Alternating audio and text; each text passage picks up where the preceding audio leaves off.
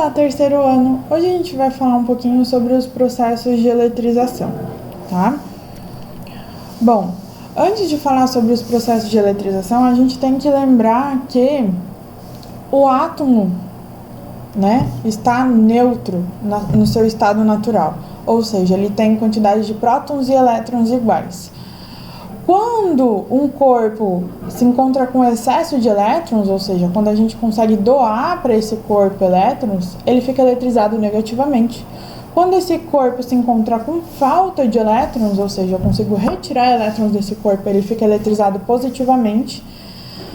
E quando a gente está falando de materiais isolantes, ao eletrizar um corpo de material isolante, o excesso de carga se concentra na região onde aconteceu o processo de eletrização. Por que se concentra na região onde aconteceu o processo de eletrização?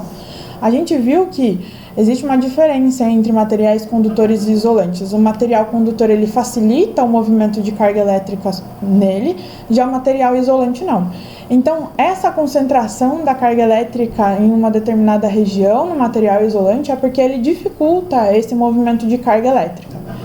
Ao eletrizar um corpo de material condutor, existe a concentração de carga em toda a superfície desse material, então essa carga se distribui na superfície do material.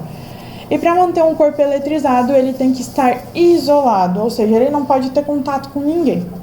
A eletrização de um corpo pode acontecer de três formas: atrito, por contato ou por indução. E a gente vai ver a diferença entre cada uma delas hoje.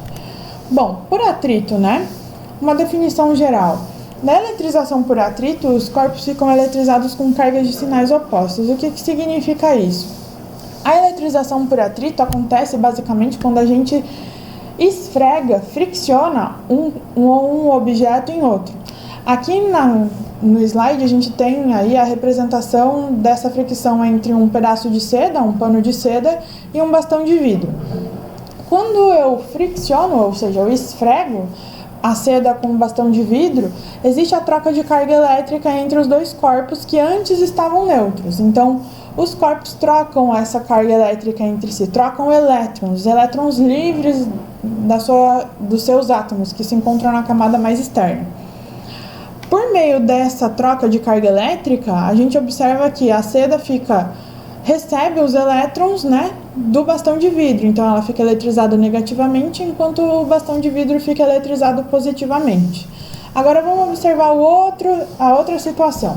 Se eu pego esse mesmo pano de seda neutro e esfrego ele em um bastão de borracha agora, o que se observa? Que a seda fica eletrizada positivamente, então ela doa os seus elétrons livres para o bastão de borracha.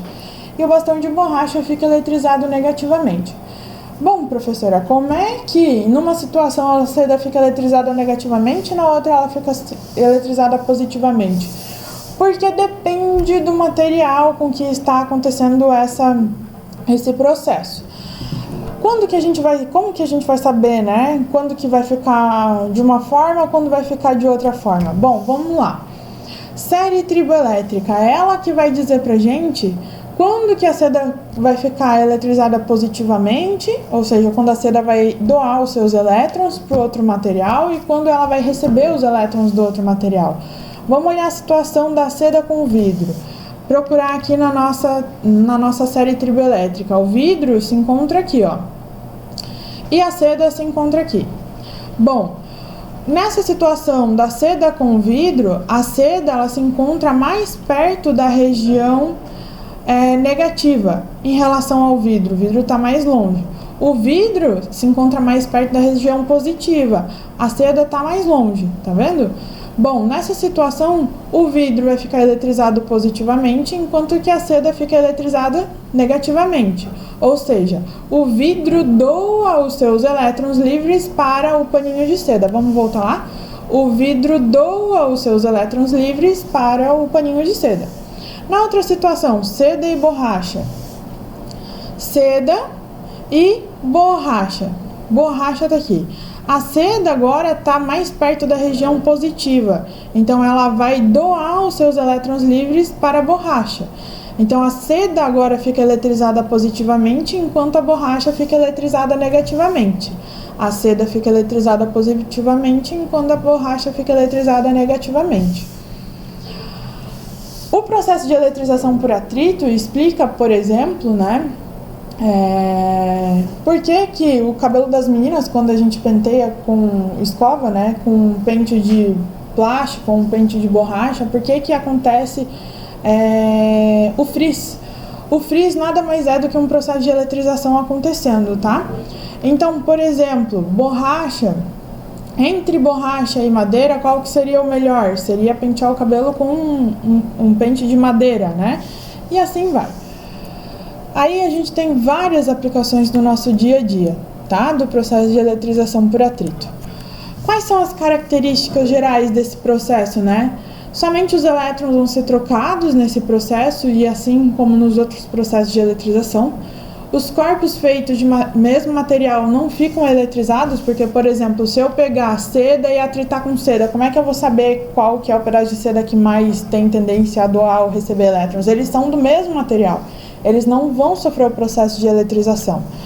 Os elétrons que são transferidos são só uma pequena parte de todos os elétrons que o corpo possui, então esse corpo não vai doar todos os seus elétrons, né?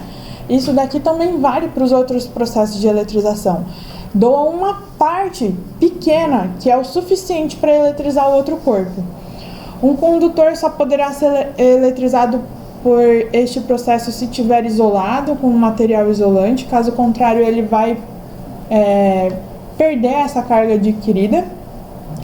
O mesmo corpo pode ser eletrizado positivo ou negativamente, depende do material com que ele for atritado. Então a gente sempre recorre à série triboelétrica, a gente já falou disso no exemplo da seda com o vidro e da seda com a borracha.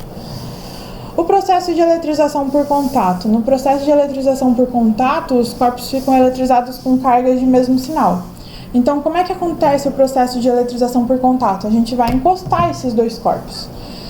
Então, para falar do processo de eletrização por contato, a gente vai falar quando acontece a eletrização por contato entre um corpo eletrizado negativamente em um corpo neutro e a eletrização de um corpo eletrizado positivamente em um corpo neutro, ok? Primeiro, eletrizado negativamente e neutro. Quando acontece o contato entre esses dois corpos, o que vai acontecer? O corpo neutro ele tem quantidade de prótons e elétrons iguais. Então, os prótons que se encontram nele vão atrair uma pequena parte dos elétrons do corpo que está eletrizado. E essa pequena parte é o suficiente para eletrizar esse corpo que está neutro. Quando a gente separa esses dois corpos, a gente observa que eles ficam eletrizados com o mesmo tipo de carga elétrica. Então, eles vão ficar eletrizados ambos negativamente. Já no processo de eletrização, onde o corpo está previamente eletrizado positivamente junto com um corpo neutro. De novo, o corpo neutro tem prótons e elétrons em quantidades iguais. Eu encosto o corpo eletrizado positivamente do corpo neutro, o que vai acontecer? Os elétrons do corpo neutro vão ser atraídos pelos prótons do corpo eletrizado positivamente. E a gente percebe então, depois que separa esses dois corpos, que ambos ficaram com cargas elétricas positivas em excesso.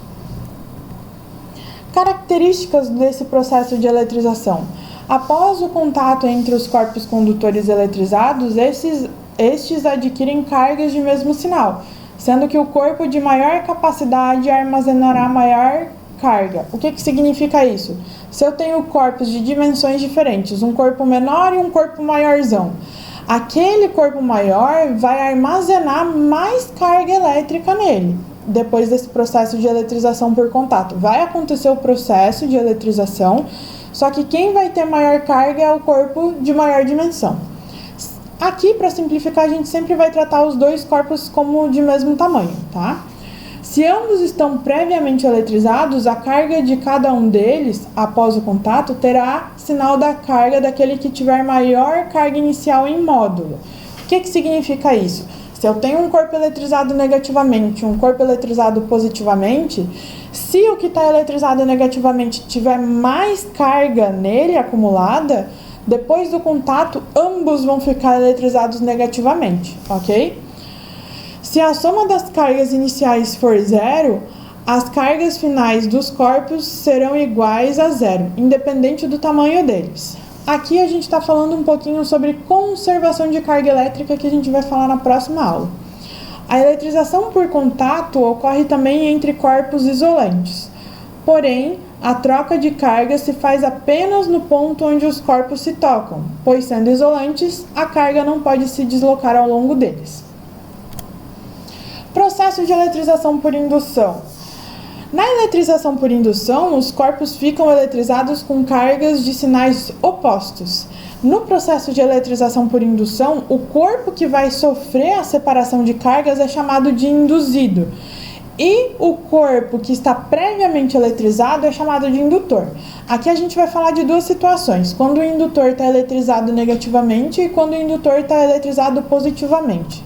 Primeiro vamos começar quando o indutor está eletrizado negativamente.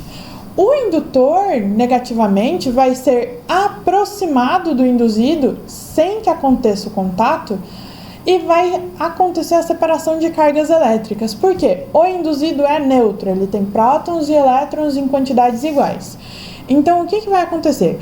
O indutor, quando é aproximado do induzido, vai atrair, o indutor negativamente vai atrair os prótons para essa região mais próxima dele e repelir os elétrons para a região mais afastada.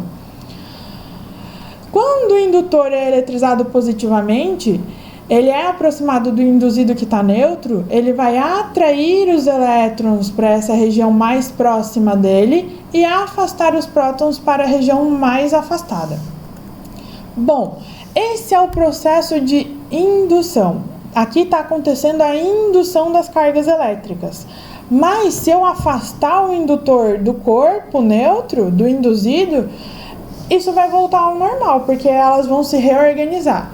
Agora, se eu quero manter o induzido carregado, o que eu tenho que fazer?